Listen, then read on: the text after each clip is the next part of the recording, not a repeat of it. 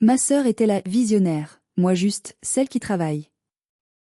Ils ont liquidé 800 000 euros d'actifs pour son empire et m'ont dit de prendre des notes.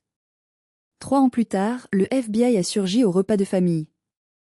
En état d'arrestation, elle a crié « Papa m'a obligée ». Maman s'est effondrée. Je m'appelle Bérénice, j'ai 34 ans, et je vais vous raconter comment une seule signature a suffi pour anéantir 3 générations d'histoire familiale. Tout a commencé, ou plutôt tout s'est terminé, par le bruit d'un stylo plume grattant sur du papier épais. C'était il y a 3 ans, dans la salle à manger de notre maison ancestrale près de Lyon. Mon père, Hubert, tenait son précieux stylo Mat Blank, celui qu'il n'utilisait que pour les grandes occasions. Mais ce soir-là, il ne signait pas un contrat de mariage ou un acte de naissance. Il signait l'acte de vente de notre maison, notre patrimoine, nos souvenirs, et par la même occasion, il contractait une dette bancaire colossale. Tout cela pour réunir la somme astronomique de 800 000 euros. Pourquoi ? Pour financer le rêve de ma sœur aînée, Olympe. Ma sœur était le génie autoproclamé de la famille, l'artiste, la visionnaire, celle pour qui les règles communes ne s'appliquaient pas. Moi, j'étais Bérénice, l'auditrice financière, la rabat-joie, celle qui travaillait pour les rêves des autres, comme aimait le dire ma mère. Ils ont tout misé sur elle. Ils m'ont dit de prendre des notes, d'apprendre de son audace. 3 ans plus tard, le soir de Noël, au milieu des huîtres et du foie gras, la brigade financière a défoncé la porte de la salle de réception. Et au moment où les policiers lui passaient les menottes alors que son monde d'illusion s'écroulait, ma sœur n'a pas demandé pardon.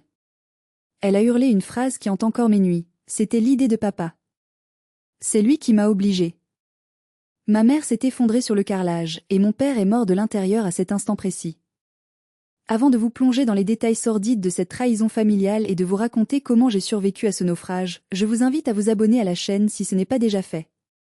C'est un petit geste pour vous, mais un grand soutien pour moi.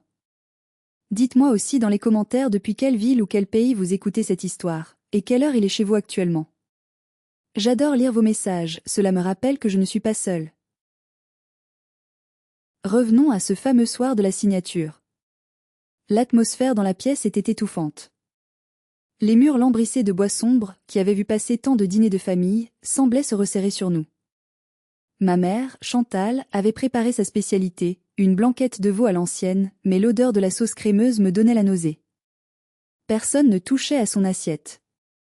Toute l'attention était focalisée sur Olympe. Elle était arrivée avec 45 minutes de retard, comme à son habitude, prétextant un appel urgent avec un investisseur imaginaire de la Silicon Valley. Elle portait une robe de créateur, ou du moins ce qui y ressemblait, et un sac à main dont le cuir brillait sous le lustre en cristal. Elle a posé un dossier épais sur la table, écartant négligemment la corbeille à pain en argent. « Voilà le futur, papa », a-t-elle annoncé avec cette assurance théâtrale qui l'a toujours caractérisée. Le projet VinoChain. L'alliance révolutionnaire de la blockchain et de la viticulture française. Nous allons disrupter un marché vieux de 1000 ans. Mon père a regardé le dossier comme s'il s'agissait d'une relique sacrée.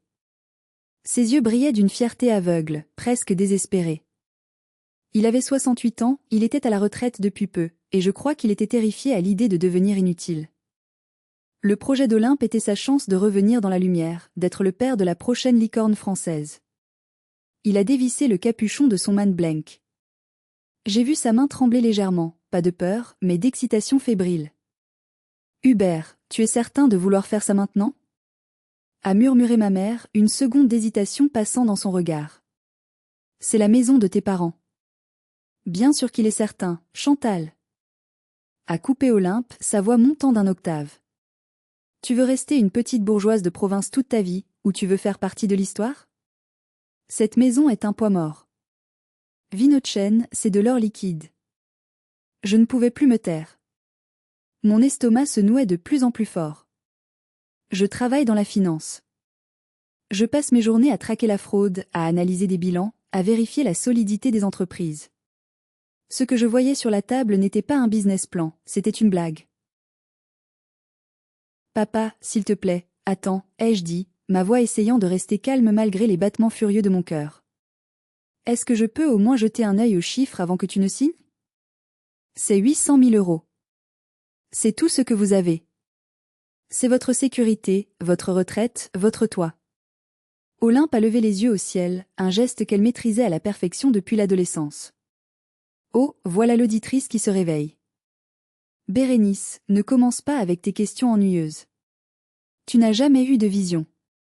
Tu es faite pour exécuter, pas pour créer. Je l'ai ignoré et j'ai tendu la main vers le dossier. Mon père a hésité, puis me l'a passé à contre-cœur. J'ai ouvert les pages. C'était pire que ce que je craignais. Des graphiques colorés copiés sur Internet, des mots-clés vides de sens comme synergie, scalabilité, écosystème, mais aucune substance. Pas d'études de marché sérieuses, pas de détails techniques sur l'algorithme supposé, pas de contrat signé avec des vignerons. Juste du vent. Papa, regarde ça, ai-je insisté en pointant une page du doigt. Les projections de revenus sont basées sur quoi? 5 millions d'euros la première année sans aucun produit fini? Et qui est le directeur technique? Il n'y a même pas de nom. Tu vas hypothéquer ta vie sur des diapositives PowerPoint? Mon père m'a arraché le dossier des mains. Il m'a regardé avec un mélange de pitié et de colère froide. Bérénice, cesse d'être jalouse. Ta sœur a du courage. Elle entreprend. Elle prend des risques. Toi, tu cherches juste la petite bête parce que tu es incapable de rêver aussi grand. Tu as toujours été comme ça, petite, étriquée, effrayée par le succès des autres. Il a posé la plume sur le papier. Le bruit du grattement a résonné dans le silence de la pièce comme un coup de tonnerre lointain. Screech. Screech. C'était fait. La maison était vendue. L'argent allait être viré. Le destin de ma famille était scellé. Pour que vous compreniez l'ampleur de la tragédie qui se jouait ce soir-là, il faut que je vous parle de mon enfance. Dans la famille, il y a toujours eu une hiérarchie tacite mais brutale. Il y avait Olympe, l'enfant soleil, et il y avait moi, Bérénice, l'enfant ombre. Olympe était belle, charismatique, bruyante. Quand elle entrait dans une pièce, elle exigeait l'attention, et mes parents la lui donnaient sans réserve. Moi, j'étais l'enfant sage, celle qui avait de bonnes notes, celle qui ne faisait pas de vagues, celle qui rangeait sa chambre. Je me souviens d'un jour précis, j'avais 12 ans. J'avais gagné le premier prix au concours régional de mathématiques. J'étais rentrée à la maison le cœur battant, serrant ma petite médaille dorée dans ma poche, impatiente de voir la fierté dans les yeux de mon père. J'imaginais qu'on allait célébrer ça, peut-être aller manger une glace, peut-être qu'il me dirait enfin bravo ma chérie. Quand j'ai ouvert la porte d'entrée, j'ai trouvé la maison plongée dans une atmosphère de deuil. Ma mère pleurait sur le canapé en velours, un mouchoir pressé contre ses yeux. Mon père faisait les 100 pas dans le salon, le visage rouge de colère. Qu'est-ce qui se passe? Ai-je demandé, ma médaille soudain lourde et froide dans ma poche. C'est une injustice totale. A tonné mon père sans même me regarder. Le jury du conservatoire de danse est incompétent. Ils n'ont pas retenu Olympe. Ils ont dit qu'elle manquait de technique. Des imbéciles. Ils ne voient pas son potentiel artistique. Ce soir-là, nous avons mangé des restes en silence, écoutant les reniflements dramatiques d'Olympe qui s'était enfermée dans sa chambre. Personne ne m'a demandé comment s'était passée ma journée. Personne n'a vu ma médaille. Je l'ai cachée au fond de mon tiroir à chaussettes, sous une pile de collants en laine. Je ne l'ai plus jamais sortie. C'est ce jour-là que j'ai compris ma place. J'étais le plan B. L'assurance vie ennuyeuse au cas où la star échouerait. Olympe a enchaîné les échecs coûteux tout au long de sa vie. Une année sabbatique en Australie pour se trouver, financée par les économies de mes parents, dont elle est revenue au bout de 3 mois parce qu'il y avait trop d'insectes. Une école de design privée à Paris qu'elle a abandonnée car les professeurs bridaient sa créativité. Une marque de bijoux artisanaux qui n'a jamais vendu un seul bracelet mais qui a nécessité l'achat de milliers d'euros de matériel. À chaque fois, mes parents trouvaient une excuse. Le monde n'était pas prêt pour elle. C'était la faute des autres. Elle était trop en avance sur son temps. Et moi? J'ai tracé ma route seule. J'ai fait mes études d'audit en travaillant le soir comme serveuse pour payer mes livres, car mes parents gardaient leur argent pour le loyer parisien d'Olympe. J'ai gravi les échelons à la Défense, le quartier d'affaires de Paris. Je suis devenue manager, puis directrice associée. Je gagnais très bien ma vie, mais pour eux, j'étais juste l'employée. Celle qui pointe. Celle qui n'a pas d'ambition parce qu'elle travaille pour un patron. Retour au soir de la signature. Après que mon père ait apposé son nom au bas du document, ma mère s'est tournée vers moi avec un sourire condescendant. Tu sais, Bérénice, tu devrais prendre des notes, a-t-elle dit doucement. Regarde ta sœur. Elle crée de la valeur. Elle bâtit un empire. Toi, avec tes audits, tu ne fais que vérifier le travail des autres. C'est petit. Petit. Ce mot m'a frappé comme une gifle physique. J'ai senti les larmes monter, mais je les ai ravalées. Je ne leur donnerai pas ce plaisir. C'est petit de vouloir protéger votre argent? Ai-je rétorqué, ma voix tremblante de rage contenue. C'est 800 000 euros, maman. C'est le prix de la maison de grand-mère. C'est tout ce que vous avez. Si elle échoue, vous finirez à la rue. C'est un investissement. A crié Olympe en tapant du poing sur la table, faisant teinter l'argenterie. Tu es toxique, Bérénice. Tu ne supportes pas que je sois sur le point de réussir. Tu veux que tout le monde soit médiocre comme toi. Mon père s'est levé, dominant la table de toute sa hauteur. Ça a suffi. Si tu n'es pas capable de soutenir ta sœur dans ce moment historique, tu n'as rien à faire à cette table. Sors. J'ai regardé mon assiette intacte. J'ai regardé ces 3 personnes qui étaient censées être ma famille, mon sang. Et j'ai réalisé que je n'étais pas seulement invisible. J'étais un obstacle à leur fantasme collectif. J'ai pris mon sac à main, j'ai remis mon manteau en silence. En passant le seuil de la porte, j'ai entendu ma mère dire à voix basse, « Laisse-la partir, Hubert.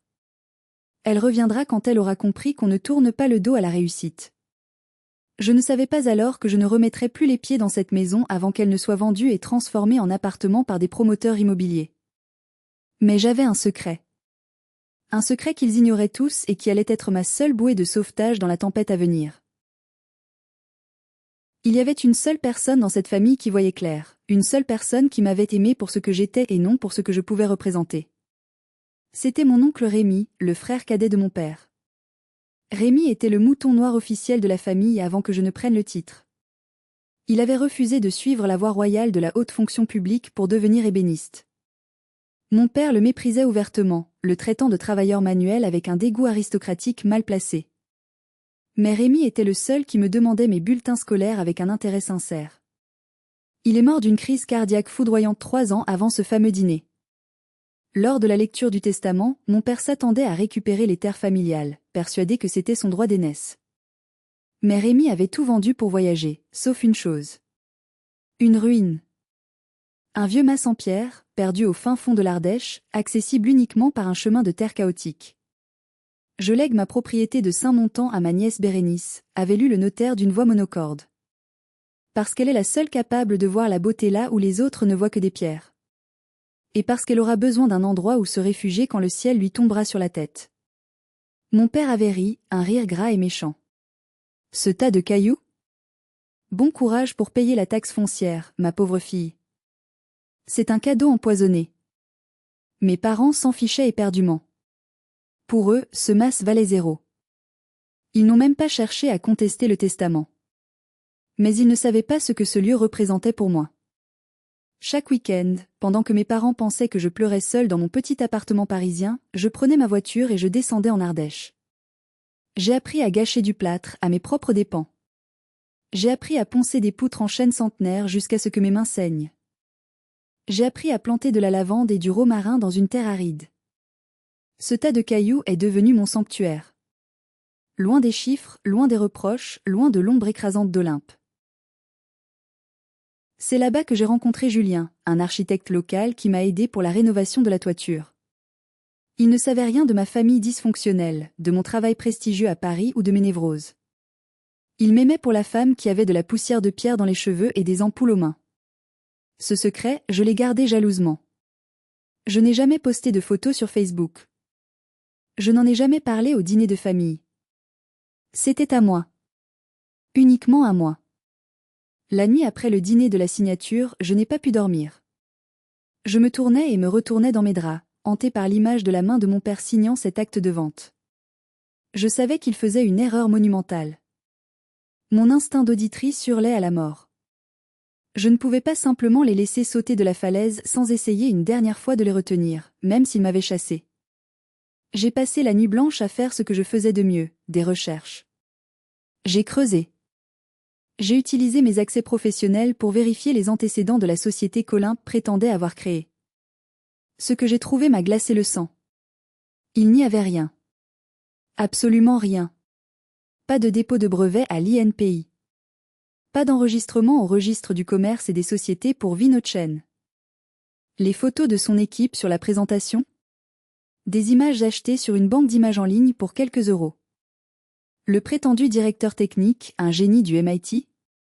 C'était un mannequin photo américain dont l'image servait à vendre des assurances dentaires. C'était pire que de l'incompétence. C'était une fraude caractérisée. Olympe n'avait rien construit. Elle avait juste assemblé un décor de théâtre en carton-pâte pour éblouir mes parents. À 4 heures du matin, les yeux brûlants de fatigue, j'ai rédigé un email. Pas un email émotionnel plein de reproches. Un rapport froid, factuel, professionnel. J'ai listé les faits un par un. J'ai joint les preuves, les liens vers les photos originales, les extraits de base de données vides. J'ai conclu par une offre désespérée. Je paierai moi-même un cabinet d'audit indépendant pour vérifier la viabilité du projet avant que les fonds ne soient transférés. Donnez-moi 2 semaines. Juste 2 semaines pour prouver que j'ai tort ou raison. J'ai appuyé sur envoyer avec le cœur battant à tout rompre. Je me disais que devant des preuves aussi accablantes, mon père, cet homme si fier de sa logique cartésienne, allait forcément ouvrir les yeux. J'avais tort. J'avais tellement tort. Je fais une pause ici pour vous poser une question importante. Si vous étiez à ma place, avec des preuves irréfutables que votre sœur est en train d'arnaquer vos parents, auriez-vous envoyé cet email? Ou auriez-vous laissé faire, sachant qu'on vous traiterait encore de jalouse et de briseuse de rêves? Dites-moi honnêtement ce que vous auriez fait dans les commentaires. C'est une situation impossible, n'est-ce pas? La réponse à mon email n'est pas venue de mon père, mais de ma mère. 2 jours plus tard. Pas d'appel téléphonique pour en discuter. Juste un SMS, froid et tranchant comme une lame de rasoir chirurgical. Ton père a lu tes mensonges. Il est dévasté par ta méchanceté gratuite. Tu es prête à inventer n'importe quoi pour salir ta sœur et gâcher son moment de gloire. Les fonds ont été virés ce matin. Ne nous contacte plus tant que tu ne seras pas prête à t'excuser à genoux pour ta trahison. J'ai relu le message 10 fois, assise à mon bureau, les larmes brouillant ma vue. Puis j'ai couru aux toilettes pour vomir. Littéralement. Le stress physique de voir ma famille se suicider financièrement tout en me traitant de monstre était insupportable. J'ai essayé d'appeler. Messagerie directe. J'ai essayé WhatsApp. Bloqué. Facebook. Bloqué. J'étais rayé de la carte. Excommunié de la famille, nom de famille. Pendant les 3 années qui ont suivi, j'ai vécu dans un silence assourdissant. Mais la curiosité est un vilain défaut, et l'inquiétude en est un pire. Grâce à un faux compte Instagram, que j'avais créé sous un pseudonyme, j'ai assisté au spectacle grotesque de la vie d'Olympe. C'était fascinant et terrifiant, comme regarder un accident de train au ralenti. Elle postait des photos depuis Monaco, Dubaï, Saint-Tropez. Réunion stratégique avec des investisseurs clés, légendait-elle sous une photo d'elle tenant une coupe de champagne sur le pont d'un yacht immaculé. Je zoomais sur les photos, analysant chaque détail avec mon œil d'experte. Le yacht était à quai, probablement loué à l'heure pour des shootings photos, une pratique courante chez les influenceurs fauchés. Les bouteilles de vin Vinochen sur la table? Des étiquettes imprimées à la maison et collées à la va-vite sur des bouteilles de vin de table bon marché. Mes parents commentaient chaque photo avec une ferveur religieuse, tellement fiers de notre fille. La réussite à l'état pur. Notre visionnaire. Pendant ce temps, je savais par des rumeurs qu'ils avaient déménagé. Ils avaient quitté la grande maison familiale après la vente. Ils vivaient maintenant dans un appartement en location dans une banlieue lyonnaise sans âme. Ils disaient à tout le monde qu'ils avaient choisi de réduire la taille de leur logement pour être plus modernes, pour avoir moins d'entretien et pouvoir voyager davantage. Mensonge. Ils avaient vendu la maison pour financer le train de vie princier d'Olympe, et maintenant ils brûlaient le capital restant. De mon côté, ma vie était radicalement différente. J'ai canalisé toute ma frustration et ma douleur dans mon travail. J'ai été promue directrice associée au sein de mon cabinet. Je gagnais très bien ma vie, mieux que je ne l'aurais jamais imaginé. Mais je ne changeais pas de voiture. Je ne m'achetais pas de sac de luxe à 3 000 €. Tout mon argent partait dans 2 choses, le remboursement accéléré de mon propre prêt immobilier pour mon appartement à Paris et la rénovation du mas en Ardèche. Mes week-ends étaient faits de sueur, de terre et de silence. Julien et moi avons refait la toiture nous-mêmes, tuile par tuile. Nous avons planté un potager bio. C'était réel. C'était tangible. Quand je posais une pierre sur un mur, elle restait là. Ce n'était pas comme les mensonges d'Olympe qui pouvaient s'envoler au premier coup de vent. Cette maison devenait ma forteresse, mon point d'ancrage dans un monde devenu fou. J'ai appris par une tante éloignée, tante Jocelyne, la seule qui me parlait encore en cachette, que mes parents commençaient à décliner les invitations au mariage et au baptême. Ton père dit qu'ils sont trop occupés avec le business international d'Olympe, m'a-t-elle chuchoté au téléphone un soir. Mais j'ai croisé ta mère au supermarché l'autre jour. Elle achetait des marques distributeurs, Bérénice. Elle qui ne jurait que par le traiteur Fauchon et la viande du boucher. Elle avait l'air fatiguée. Usée. J'ai ressenti un pincement au cœur, une envie stupide de courir les aider. Mais je me suis souvenu du SMS. Ne nous contacte plus. Alors je n'ai rien fait. J'ai continué à construire mes murs en pierre, pendant que construisais des châteaux en Espagne avec des cartes de crédit. Les premiers signes réels de l'effondrement imminent sont apparus 6 mois avant le fameux Noël. Au travail, en tant qu'auditrice senior, j'ai accès à certaines bases de données financières pour vérifier la solvabilité de mes clients. Un jour, par pure curiosité morbide, ou peut-être guidée par une intuition sombre, j'ai tapé le nom de mon père dans le fichier national des incidents de remboursement de crédit aux particuliers. Le résultat s'est affiché en rouge clignotant sur mon écran. Hubert nom de famille, incident de paiement déclaré. Dossier de surendettement en cours de traitement. Mon cœur a raté un battement. Il n'avait pas seulement donné les 800 000 € de la vente de la maison. C'était pire. Ils avaient contracté des crédits à la consommation, des crédits revolving à des taux usuraires. Probablement pour combler les trous de trésorerie qu'Olympe devait leur présenter comme temporaires, de simples formalités avant le grand jackpot. Une semaine plus tard, mon téléphone a vibré sur mon bureau. Un numéro masqué. J'ai hésité, puis j'ai décroché. Bérénice ? C'était ma mère. Sa voix était petite, fragile, tremblante. Rien à voir avec le ton impérieux et dédaigneux d'il y a 3 ans. Maman ?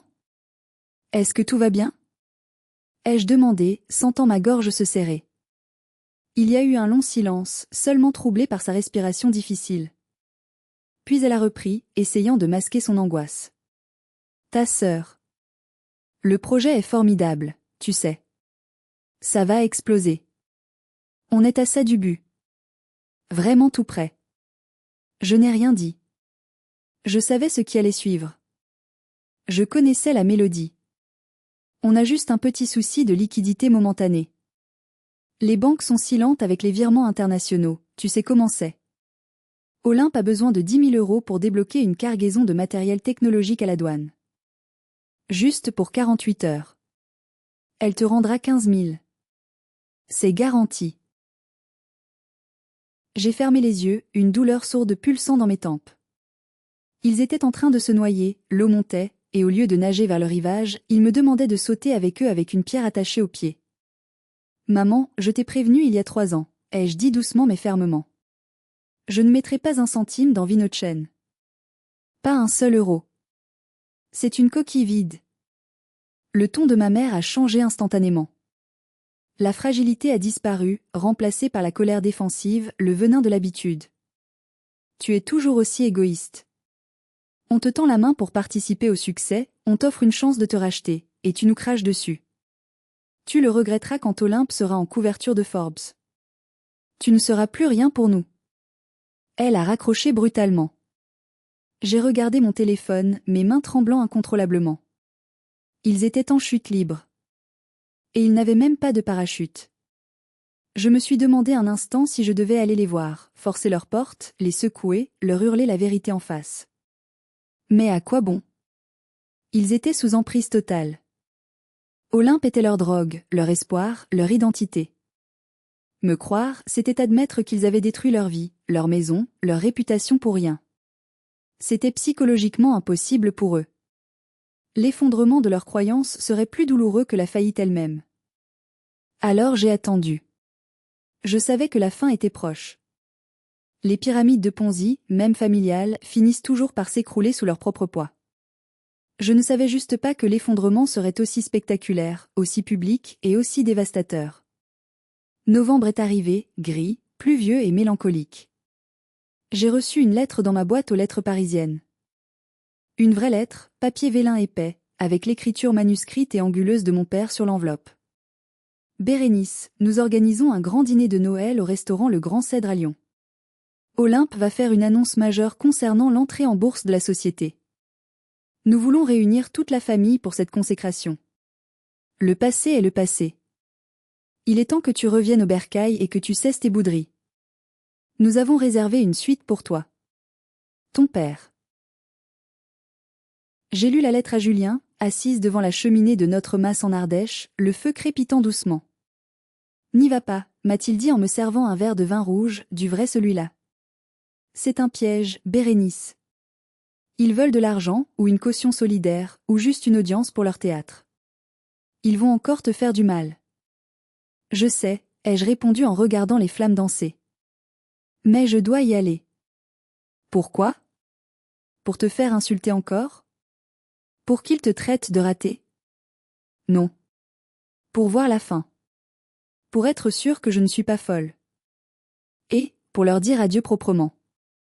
J'ai besoin de clore ce chapitre pour pouvoir avancer. J'ai décidé d'y aller. Mais pas en victime. Pas cette fois. J'ai mis ma plus belle robe, une pièce noire, sobre, coupée parfaitement, qui respirait l'élégance discrète. J'ai mis les boucles d'oreilles en perles véritables que tante Jocelyne m'avait offertes en secret. Et surtout, j'ai pris ma voiture, une berline allemande fiable que j'avais payée moi-même, content, sans le moindre crédit. Le trajet vers Lyon était surréaliste. Je conduisais sous une pluie battante, les essuie-glaces battant la mesure de mon anxiété. Je passais devant les panneaux indiquant la sortie vers notre ancienne maison familiale, celle qui appartenait désormais à des inconnus, peut-être une jeune famille heureuse qui ignorait tout du drame qui s'était joué entre ces murs. J'ai ressenti une douleur sourde, ancienne, mais pas de larmes. J'étais blindée. J'avais construit mon armure pierre par pierre en Ardèche. Je suis arrivée au restaurant Le Grand Cèdre. C'était un endroit prétentieux, étoilé, le genre d'endroit où l'on paie pour le décor et le service obséquieux plus que pour la nourriture. Dans le hall en marbre, j'ai vu le panneau sur un chevalet doré, soirée privée, vino de chêne, famille, nom de famille. J'ai pris une grande inspiration, gonflant mes poumons d'air frais une dernière fois. J'ai vérifié que mon téléphone était chargé à bloc. J'avais l'intuition, presque la certitude, que j'allais avoir besoin d'enregistrer ce qui allait se passer. J'ai poussé les lourdes portes battantes. Et je suis entrée dans la fosse aux lions. La salle privée était décorée comme pour un mariage royal ou un couronnement. Des nappes blanches immaculées, des chandeliers en argent massif, des compositions florales extravagantes avec des orchidées rares. Il y avait une trentaine de personnes. Des oncles, des cousins, quelques anciens collègues de mon père qui avaient l'air mal à l'aise, et des gens que je ne connaissais pas, probablement des investisseurs potentiels qu'Olympe essayait de séduire pour une dernière levée de fonds désespérée. L'atmosphère était étrange. Trop bruyante. Trop joyeuse. Une gaieté forcée, presque hystérique, qui masquait mal la tension sous-jacente. Mes parents étaient là, accueillant les invités à l'entrée comme un couple royal. Mon père portait un smoking qui semblait flotter sur lui. Il avait maigri, terriblement. Ses joues étaient creusées, ses yeux étaient cernés de noir et injectés de sang. Il riait trop fort, trop souvent, aux blagues pas drôles de l'oncle Paul. Il tenait un verre de whisky qu'il ne lâchait pas. Ma mère portait une robe de cocktail à paillettes dorées. En m'approchant pour lui faire la bise, un contact froid et sans étreinte, j'ai remarqué un détail qui m'a brisé le cœur. L'étiquette du prix dépassait légèrement de son col, mal rentrée. Elle n'avait pas coupé l'étiquette. Elle comptait rendre la robe le lendemain au magasin. Ce détail sordide était la preuve ultime de leur détresse financière, masquée par un orgueil démesuré. Bérénice. S'est écriée Olympe en traversant la salle telle une tornade rouge. Elle portait une robe fendue jusqu'à la hanche, rouge incendiaire. Elle tenait une coupe de champagne comme un sceptre royal. Je suis si contente que tu sois venue. Tu vas voir, ce soir, tout change. On entre en bourse l'année prochaine. On vise le Nasdaq. Elle m'a embrassée sur les deux joues. Elle sentait l'alcool fort et un parfum bon marché, une imitation grossière de Chanel numéro 5. Félicitations, ai-je dit d'une voix neutre, sans sourire. On nous a fait asseoir. J'étais placée au bout de la table, près de la porte de service battante. La place du pauvre, la place de l'enfant qu'on cache. Le dîner a commencé. Les plats s'enchaînaient, luxueux, homard thermidor, truffes noires, foie gras poêlé. Je n'arrivais rien à avaler. Chaque bouchée me semblait avoir le goût de la cendre. Je regardais mon père. Il essuyait la sueur qui perlait sur son front toutes les 5 minutes avec une serviette en lin. Il ne mangeait pas. Il buvait verre sur verre, essayant de noyer sa terreur. Au milieu du repas, l'oncle Paul, un homme jovial mais peu perspicace, a levé son verre. À Olympe. La fierté de la famille. Celle qui a osé là où nous avons tous été timorés. À notre futur milliardaire. Tout le monde a applaudi poliment. Olympe rayonnait, absorbant l'adoration comme une plante absorbe le soleil. Et à Hubert et Chantal, a ajouté Olympe en se levant, la voix tremblante d'émotion feinte. Mes premiers investisseurs. Mes piliers. Sans leurs 800 000 €, rien de tout cela ne serait possible. Ils ont cru en moi quand personne d'autre ne le faisait. Il y a eu des murmures admiratifs dans la salle. 800 000 €. Le chiffre flottait dans l'air, obscène, lourd de conséquences. Mon père a souri, mais c'était une grimace douloureuse. Il savait, au fond de lui. Je pouvais le voir dans ses yeux terrifiés. Il savait que l'argent n'existait plus, qu'il avait été brûlé dans des apparences. Puis Olympe s'est tourné vers moi. Le moment que je redoutais, l'humiliation publique rituelle. Et merci à ma petite sœur Bérénice d'être là, a-t-elle lancé avec un sourire venimeux. Même si elle n'a jamais cru en moi. J'espère que ce soir, en voyant ce succès, tu pourras enfin abandonner ta jalousie maladive et apprendre comment on construit un empire. Peut-être qu'un jour, tu pourras travailler pour moi. Quelques personnes en rient bêtement. Ma mère a hoché la tête vigoureusement, validant l'insulte. J'ai serré ma serviette sous la table jusqu'à ce que mes jointures blanchissent. J'ai failli me lever, renverser la table et partir. Mais je n'ai pas eu le temps. Le destin, ou plutôt la justice, était sur le point de frapper à la porte. La porte principale de la salle s'est ouverte avec fracas, heurtant le mur. Le silence est tombé instantanément, lourd, absolu, étouffant les rires et le bruit des couverts. Ce n'était pas le sommelier apportant une autre bouteille de grand cru.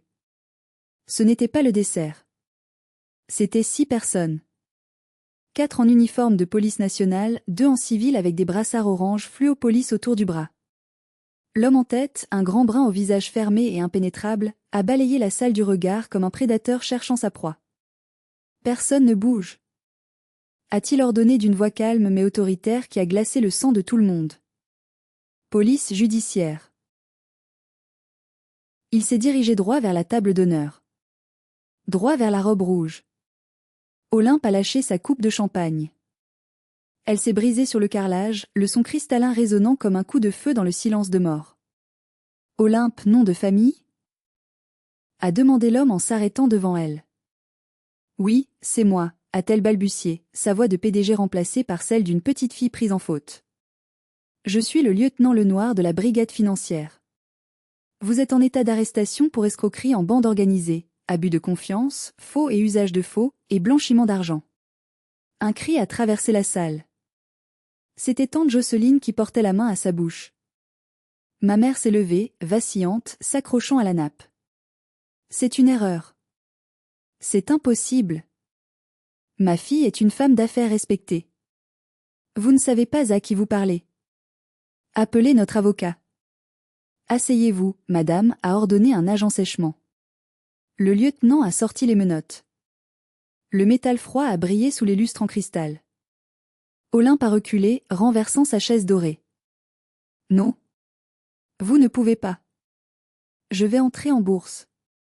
J'ai des partenaires à Dubaï. J'ai des contrats. C'est un malentendu. Vos partenaires n'existent pas, mademoiselle, a coupé le lieutenant, implacable. Nous suivons vos flux financiers depuis 6 mois. Les 800 000 € de vos parents ? Disparus dans des locations de voitures de luxe, des voyages aux Maldives et des achats personnels de haute couture. Les 2 millions des autres investisseurs? Virés sur des comptes offshore à Chypre que nous venons de geler. C'est fini. Le jeu est terminé. C'est fini.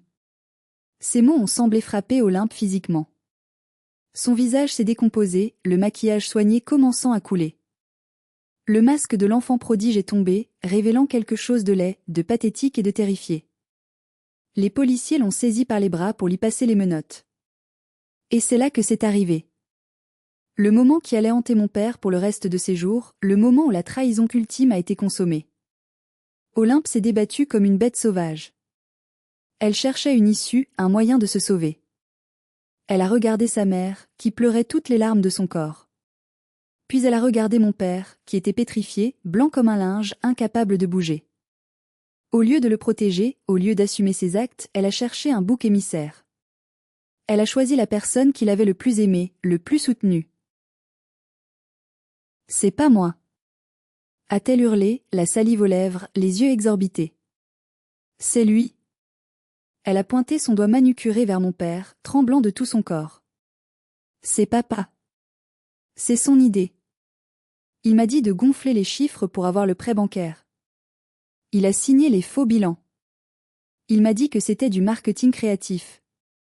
Il m'a obligé. Il a tout orchestré. Le silence dans la salle est devenu insoutenable.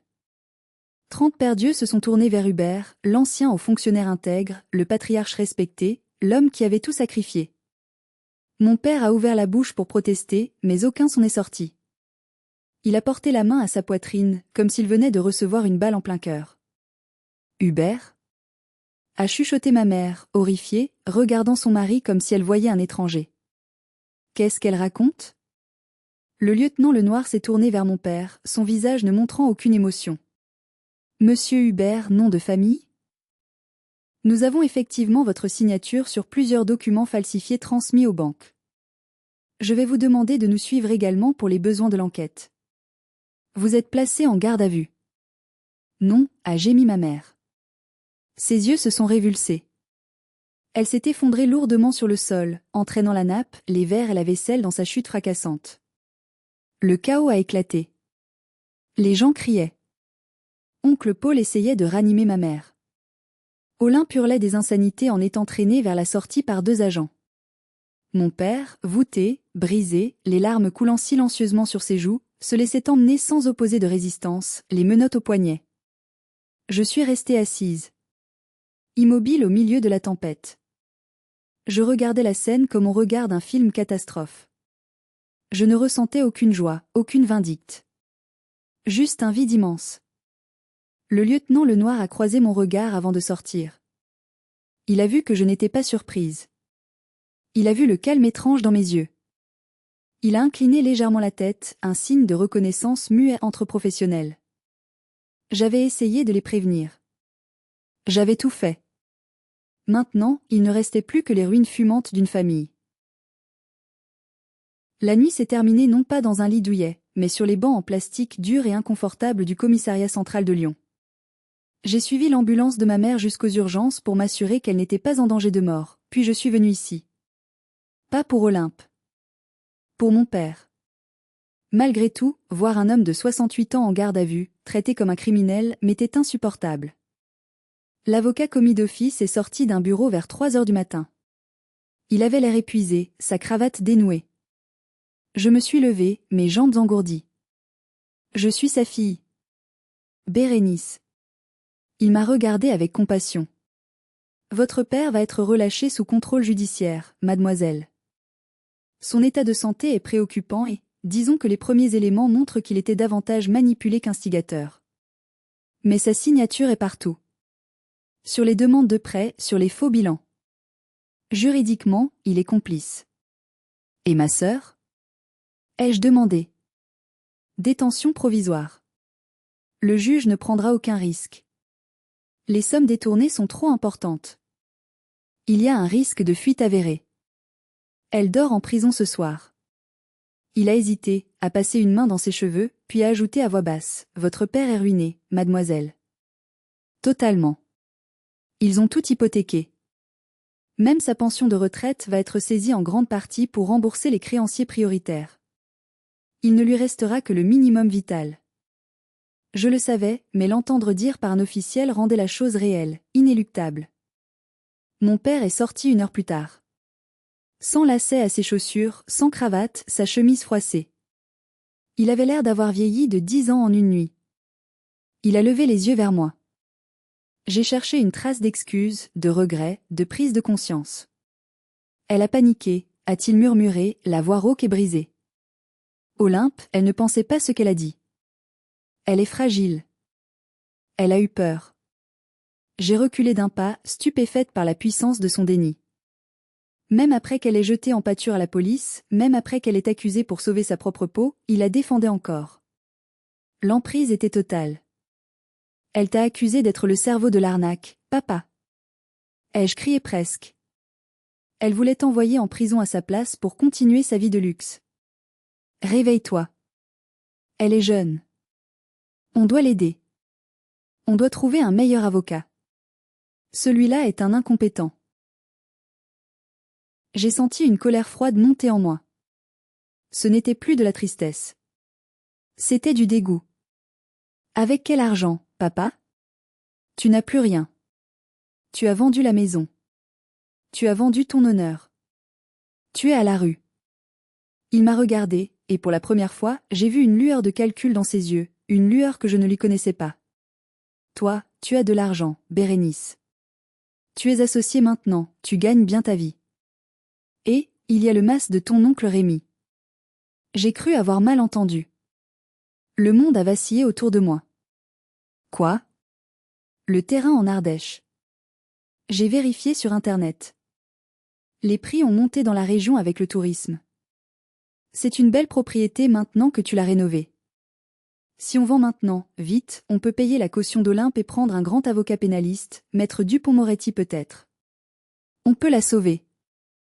J'ai éclaté de rire. Un rire nerveux, sans joie, qui a résonné dans le hall vide du commissariat. Tu veux que je vende la maison que Rémi m'a laissée, la seule chose qui est à moi, la maison que tu as traitée de tas de cailloux, pour payer l'avocat de celle qui t'a détruit? Tu es sérieux? C'est ta sœur. C'est la famille. A-t-il crié, attirant l'attention de l'agent d'accueil qui nous a regardés sévèrement. On ne laisse pas tomber la famille.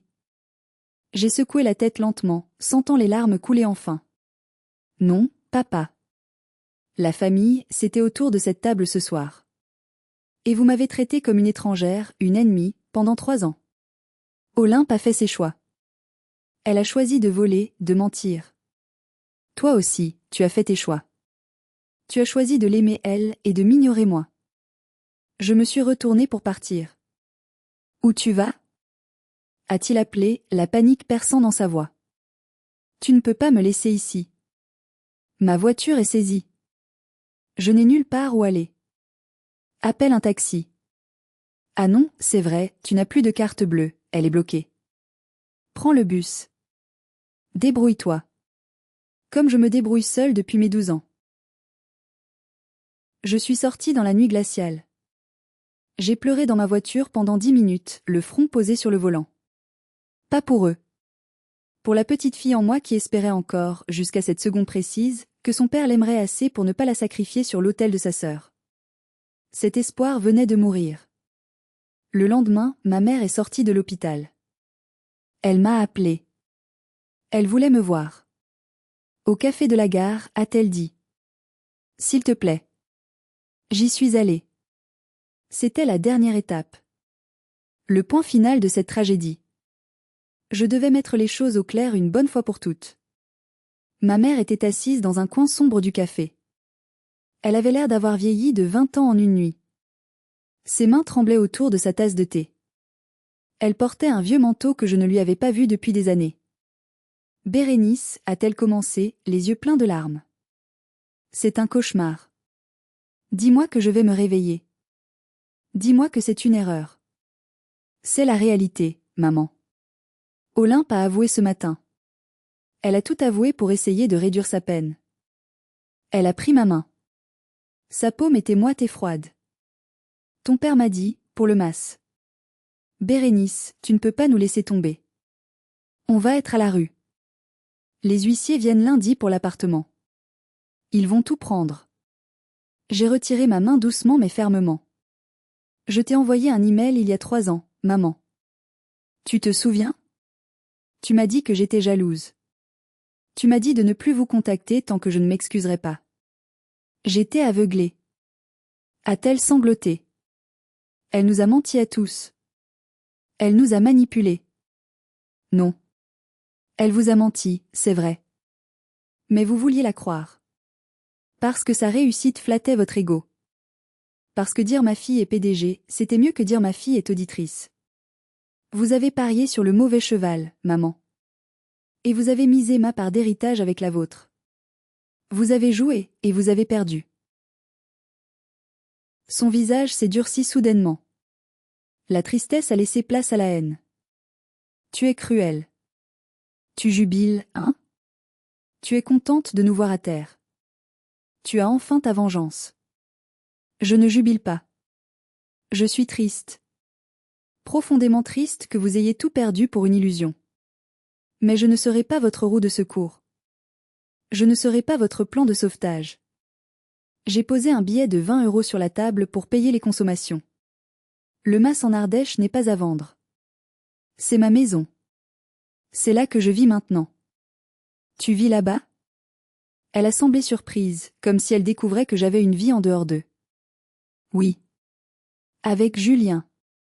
On va se marier l'été prochain. Elle a cligné des yeux, abasourdie. Elle ne savait même pas que j'avais quelqu'un dans ma vie. Tu ne nous as rien dit. Vous ne m'avez jamais demandé. Vous n'avez jamais appelé pour savoir comment j'allais, seulement pour demander de l'argent. Je me suis levée. Je ne paierai pas les avocats d'Olympe. Je ne paierai pas vos dettes. Mais, parce que vous êtes mes parents, je vais mettre en place un virement mensuel pour que vous puissiez manger. 300 €. Pas plus. Et ce sera versé directement sur une carte cadeau de supermarché, pas sur votre compte, pour que les huissiers ne le prennent pas. 300 €? C'est une aumône. C'est-elle indignée? Après tout ce qu'on a fait pour toi? C'est plus que ce que vous m'avez donné ces 3 dernières années, maman. Vous m'avez donné du silence et du mépris. C'est mon offre finale. J'ai mis mon manteau. Adieu, maman. J'espère qu'Olympe en valait la peine. Je suis sortie du café sans me retourner. J'entendais ses pleurs derrière moi, mais pour la première fois, il ne me retenait plus. C'était comme couper une corde qui m'étranglait depuis 34 ans. J'étais libre. 1 an a passé depuis ce Noël apocalyptique. Les choses ont suivi leur cours judiciaire implacable. La justice n'a pas d'état d'âme. Olympe a plaidé coupable.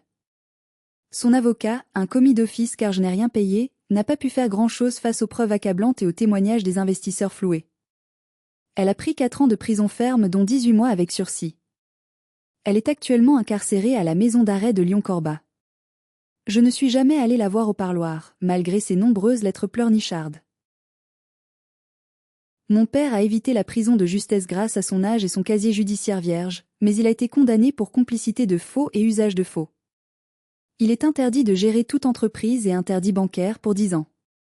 Ils ont tout perdu. L'appartement loué, les meubles de style, la voiture, les bijoux. Ils vivent maintenant dans un petit HLM, un logement social en périphérie de la ville, grâce aux aides de l'État et aux petits compléments alimentaires que je leur verse chaque mois. Leur cercle social s'est évaporé comme neige au soleil. Les amis qui buvaient leur champagne et mangeaient leurs petits fours ont disparu dès que le scandale a éclaté dans le journal local. Le titre était brutal, la fausse licorne lyonnaise et la ruine d'une famille notable. L'humiliation publique a été totale. Ils vivent maintenant reclus, honteux, ressassant leur gloire passée. Quant à moi, je suis assise sur la terrasse de Montmasse en Ardèche. Le soleil se couche sur les vignes, les vraies vignes, celles qui donnent du raisin et non des promesses virtuelles. Julien est en train de préparer le dîner dans la cuisine que nous avons rénovée ensemble. Je sens l'odeur du thym, de l'ail et du pain chaud. J'ai gardé mon travail à Paris, mais je travaille à distance 3 jours par semaine. Je ne suis plus l'ombre de personne. Je suis Bérénice, propriétaire de sa maison, maîtresse de son destin. J'ai reçu une lettre d'Olympe la semaine dernière, depuis sa cellule. Elle me demandait d'envoyer de l'argent pour la cantine de la prison, pour acheter des cigarettes et du chocolat. Elle finissait par cette phrase incroyable. « Allez, sois sympa, tu as gagné. Tu as eu ta revanche. » J'ai brûlé la lettre dans la cheminée, regardant le papier noircir et se recroqueviller. Je n'ai pas gagné. Il n'y a pas de gagnant dans cette histoire. Il n'y a que des survivants et des naufragés. Mais j'ai sauvé la seule chose qui comptait vraiment, mon intégrité, ma santé mentale et mon avenir. On dit souvent que le sang est plus épais que l'eau. C'est peut-être vrai. Mais parfois, le sang est toxique, empoisonné par la jalousie et l'orgueil. Et quand c'est le cas, il faut avoir le courage de faire un garrot et de couper le membre infecté pour sauver le reste du corps. C'est ce que j'ai fait. Et je ne le regrette pas.